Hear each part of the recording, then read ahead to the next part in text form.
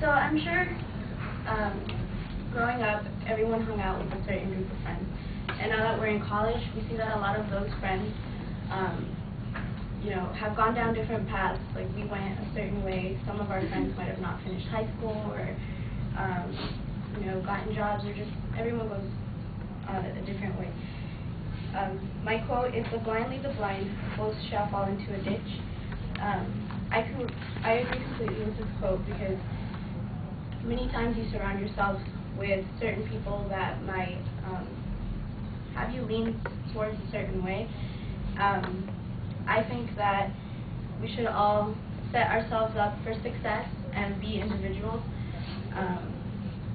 I'm going to talk about how being an individual will help you succeed better, how you should always set yourself up for success, and how you should surround yourself with people that are going to, you know, help you with what you want to do and lead you into something better. So, always be an individual. I'm sure all of you guys always hear that they say, like, oh, you have to do like your own things, don't follow people that are going in the different path than you are. And I agree with that, because it's important for us to set our goals for ourselves, and if we see someone that's going down a certain path, that we don't necessarily have to follow it, because it can lead, although it might lead them to, you know, a certain way, it might lead us into something that's not good for us. And always set ourselves for success. It's important that we don't follow people that are doing things that we otherwise wouldn't want to do just because it's, you know, popular or something like that, like with drugs and whatnot. And also, if you're gonna follow anyone, follow someone that's gonna set a good example for yourself and a good example for others, and that'll make you be someone that you are proud to be, instead of following someone that doesn't really know what they're doing, or someone that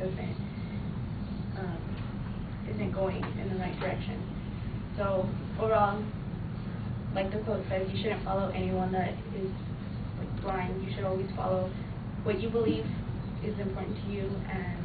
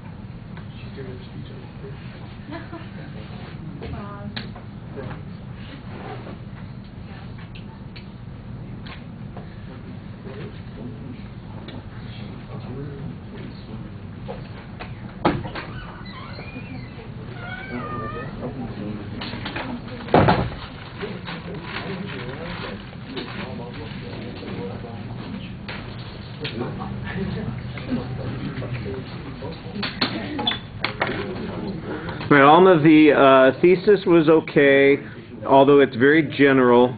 The preview also seems to be very general, and then once you get to the body of the speech, I'm not sure you followed up after that first point. Everything just seems to sort of run. I can wait. Yeah, everything seems to just sort of run together at that point, and so they need to be more distinct, and you need some interesting points on those secondary issues to talk about. Otherwise, you just feel a little bit like you're going in circles on those points. Your voice projects okay at the beginning, although it did seem to drop off during the speech, and you need a little bit more variety. There are a lot of hesitancies in your speech, no obvious issues, but it doesn't always sound as smooth and confident as you want it to be. Your gestures are really a little bit problematic. Sometimes you're speaking with your hands behind your back like you're reciting in front of the third grade class, and your feet do the same sort of thing. You're crossing your feet and you look a little uncomfortable, so all your anxiety is coming out in your hands and in your feet, not really in your voice. Your facial expressions, a lot more impassive than you want. I think you need to be more engaged. Your audience contact, you seem to be directed at the center of the room, and the peripheral parts of the room need to be included in the presentation as well.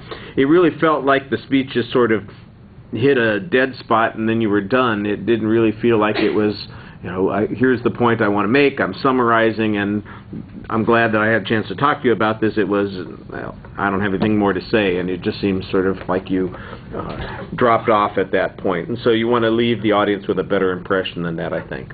All right. Thank you.